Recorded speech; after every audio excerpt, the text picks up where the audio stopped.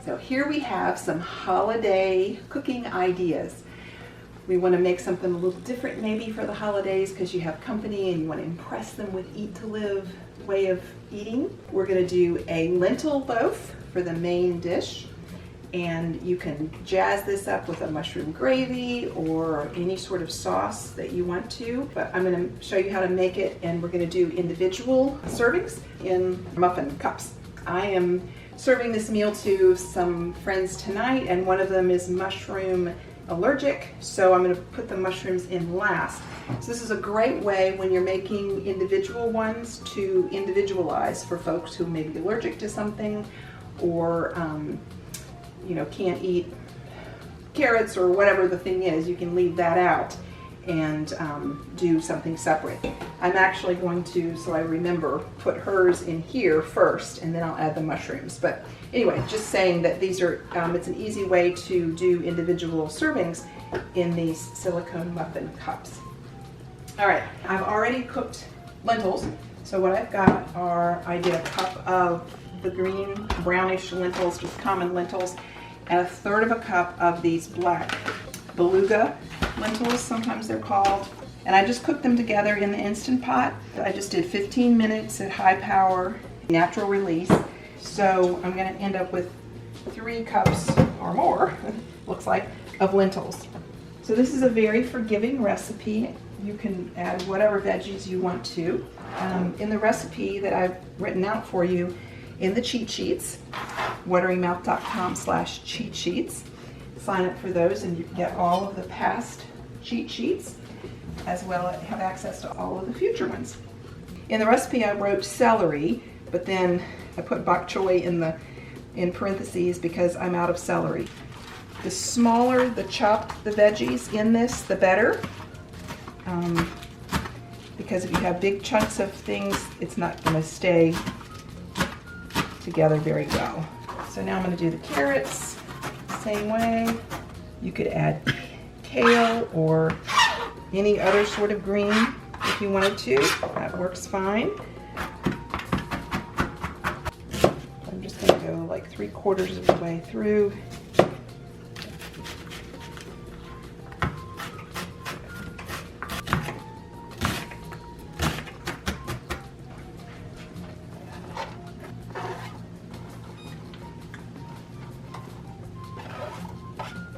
The secret is just to move them around and kind of have a medium temperature, not too hot.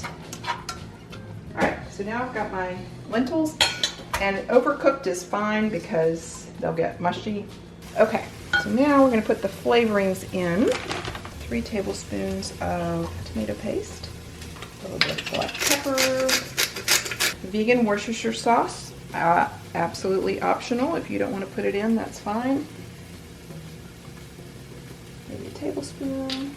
And here's some options. You can do some smoky barbecue coconut aminos. I get these at Trader Joe's. And or some teriyaki hickory balsamic. So it just depends on how much flavor you want in here. Do a little bit of each, just for a hint of smoke. And then to add to that, I'm going to do a little bit of smoked paprika. That's going to add a kind of a hearty umami-ness to it. And then some nutritional yeast. That'll help bind it together as well as give it some more flavor. And these are getting a little translucent, so I'm going to add the rest of these. I'm going to steam these a little bit by putting a lid on it. All right, I'm going to go ahead and stir this up, and we'll add the veggies. What's great about this is you can taste test it. Can't do that when you're making meatloaf. Just flat side of the knife, give it a whack, and you can peel it very easily. And you can either chop it by hand or put it through a press. 3 cloves of garlic.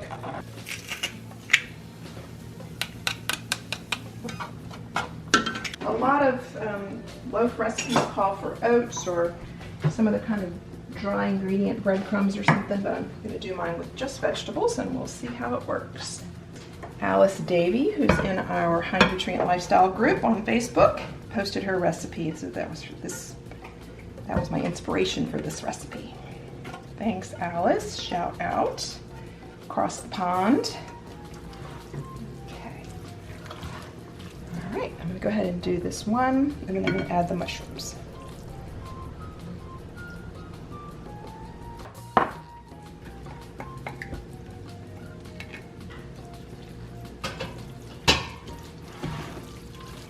I'm just going to fill these pretty full. Serving sizes on plant foods are variable because yields are different. Looks like we're going to get 12 out of this. The first silicone pans that I had gotten did not have a structure to them. This has an interior structure all the way around. And they'll bake for, I think I'll do 30 minutes. All we're trying to do is get some structure to them. Okay, in the oven it goes.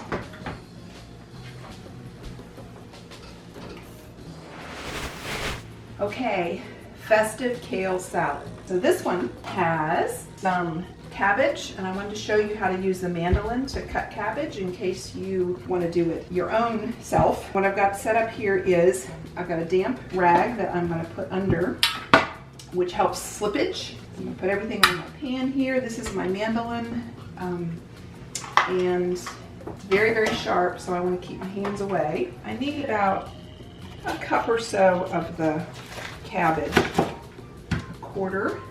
This has some spiky things. Here we go. It's just going to be nice. Hold everything steady. Keep my hands away. It's going to be a nice thin slice. You see that? All right, I think we got enough out of that one. Dr. Furman recommends a pound of raw greens every day. This, ladies and gentlemen, is a pound. Pretty difficult to chew through this in a day, so that's why smoothies are a wonderful way to get your greens in. Remember, you don't have to get a pound of raw greens in. That's a suggestion. That's what we aim for. That's the perfection that Dr. Furman recommends. Doesn't mean we're always going to get it. Maybe we get it through juices and smoothies and other ways. So don't worry about chomping through all of this salad. Just showing you what a pound looks like. All right, so I'm going to go back to the mandolin for just a minute because I'm going to go ahead and do my red onion on that while I've got it set up. This is a nice, pretty salad.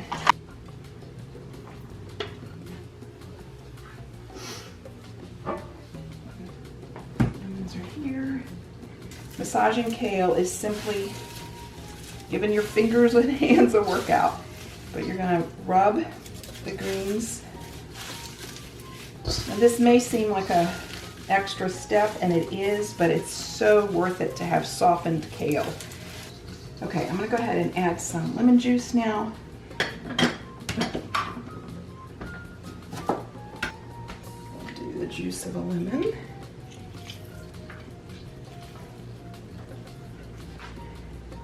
So let me give you a little tip. Easy enough to pop it out the other side. All right, now I'm just going to go in and work the avocado through. Got it about half the volume that it was. All right, so now I'm going to put cabbage, onions in here. I'll put pomegranate.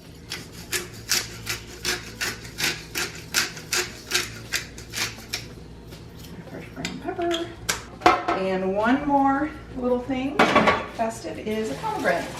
And if you do it underwater, it's going to keep from spraying the juice everywhere. I'm going to cut it into quarters, each half into quarters, so eighths. You can just cut away what you want to help release those seeds. So just pull this back. Again, this is something you could easily do a day or two ahead of time. When you pull it off, try to do it underwater so that you don't get the squirt. We really don't have a big yield, as you can tell. All right, so I'm just going to pull it out and pull out any more pith. It's got a little bit of a hard crunch to it. Balsamic, just a little drizzle.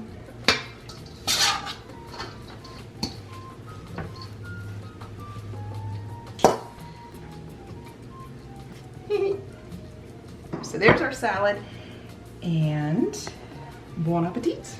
All right, these are done. I turned the oven off just a few minutes ago, but you can see they bubbled up. Well, we're gonna want them to sit, to firm up a little bit more. All right, we're on to dessert. So I'm making an apple, cranberry, pumpkin crisp, all the flavors of the holidays. So we're gonna start with doing the cranberries. Just get that out of the way. 3/4 cup of fresh cranberries, and distribute that flavor a little more. And now I'm gonna do the apples.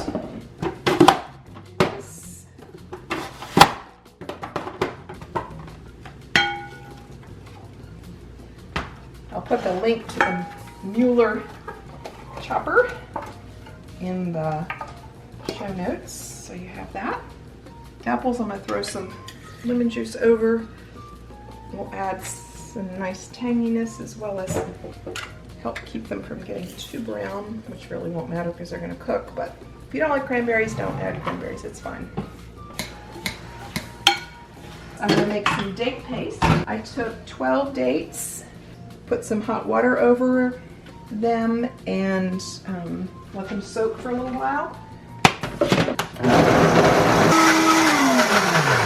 Date paste, unlike date syrup, is going to have fiber in it. All right, so we're going to come over here and add some, maybe, I'm actually going to do a 1/2 cup. Some cinnamon, about 3/4 teaspoon, and I'm going to grate some fresh nutmeg. You don't have to do fresh, but I love fresh. You can do it that way. 1/3 teaspoon probably. All right, and then I'm going to put just a little bit of almond flour. Trader Joe's product, blanched almond flour. Let's see how much. And we'll make the topping now. All right, we ended up with plenty of apples, so I've got another dish of apples. Got a couple cups of oats in the processor. Another couple tablespoons of almond flour. And some cinnamon. A little more nutmeg.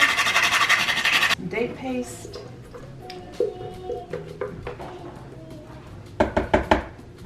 This is some almond butter. A couple tablespoons for a little bit of fat so we can kind of mimic that buttery feel. And then a little pumpkin. And this is vanilla powder, which I love. I do like 1/4 teaspoon of that. And I'm just going to pulse and make a nice topping. So here we go, pulse. All right. Now we're just going to crumble over the top. You can spread it out as much as you want or do big globs.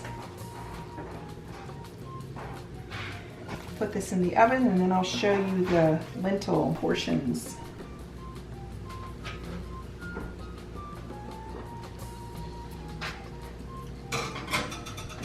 With the silicone cups, you can push it up from the bottom. As they continue to cool, they might set up a little better. I think probably 2 of these. There we go, that worked better.